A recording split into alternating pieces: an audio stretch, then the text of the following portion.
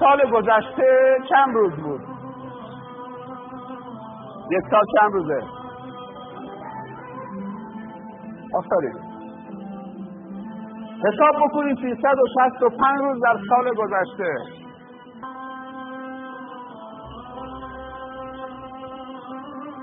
تمام شد. امروز روز سوم سال جدیده ها.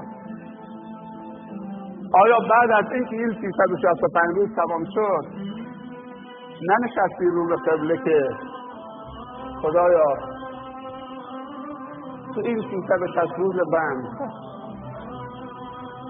اگر نقصی، انحرافی، خطایی، لغزشی بود، خدایا من میخواهم که این خاتمه را با مهر توبه ختم بکنم. میگن روز قیامت که دفترها عرضه میشه صفحات اعمال من و تو به خداوند هر صفحه که ورق میزند نگاه میکند، نگاه به گناهان نمی کند که تو هر صفحه چقدر گناهه. خداوند فقط دنبال توبه ها و استغفارها تو صفحات میگرده. خصوصا اگر پایین هر صفحه توبه و استغفار جانانه باشه. 365 روز از خدا عمر گرفتیم.